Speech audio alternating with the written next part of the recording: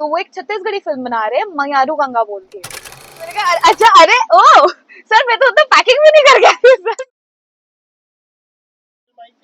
हाँ, उसके उस वक्त एक्चुअली उड़ीसा की एक फिल्म कर रही थी शायद, भैरव या तो तुमा सोनाचरी, कोई एक फिल्म थी मेरी, जो उस वक्त पे मेरे डेट क्लैश हो रहे थे इसी वजह से। तो अब जैसे वो सीरियल मैंने बंद कर दिया, तो मैंने फिर फुल ऑन फ्लेज वहाँ पे फिल्म्स मैंने करनी चालू कर दी।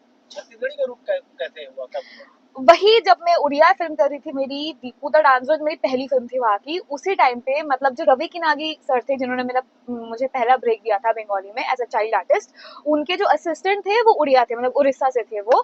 तो उन्होंने मुझे एक दिन कॉल करके बोला कि एक डायरेक्टर है मुरलीधरन सर, एस के मुरलीधरन, तो वो एक छत्तीसगढ़ी फिल्म बना रहे हैं मयारू गंगा बोल के। तो आप एक दिन आ जाओ ऑडिशन के लिए यहाँ पे, तो मतलब शूट चालू हो गए, तो सब ओके है, तो अपन डायरेक्ट शूट वूट चालू कर देंगे सब बातचीत करके।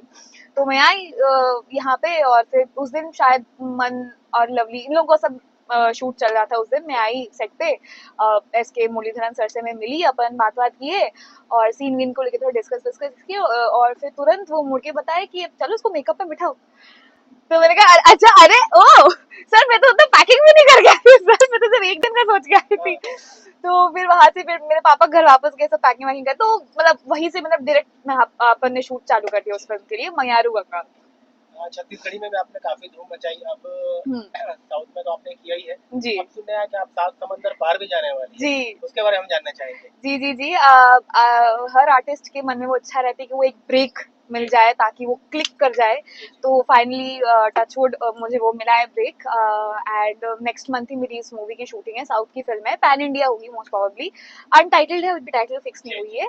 और ऑस्ट्रेलिया में उसका पहला शेड्यूल अपन कब शूट जा रहे करने हैं वाले। आप? नेक्स्ट मंथ में अपन फर्स्ट या सेकंड कोई मेरी टिकट है, अब निकल जाऊंगी मैं अगस्त में, तो वही है।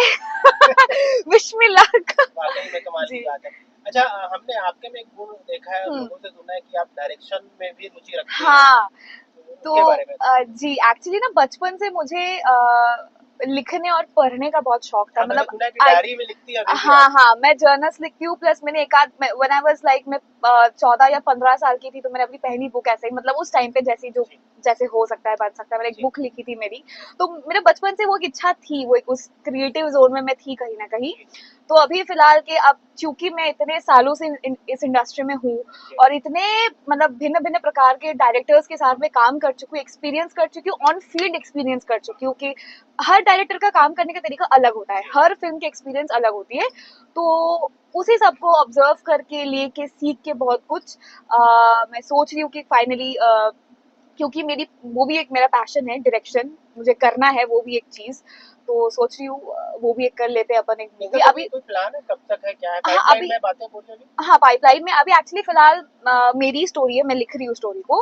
तो अभी अभी फर्स्ट ड्राफ्ट चल रहा है, तो अभी चीजें एकदम से टेम्पररी स्टेज पे जस्ट ओके। स्टार्ट हो रही है अभी, तो जैसे ही कुछ फाइनल हो जाता है एवरीथिंग, तो मैं बिल्कुल आई बी ऑनर्ड कि मैं सबको ये, मैं खुद बताऊं कि देखो ये मेरी फिल्म आ रही है, मैं डायरेक्ट करने क्या वाली हूँ बात, इस क्या फिल्म बात को। है।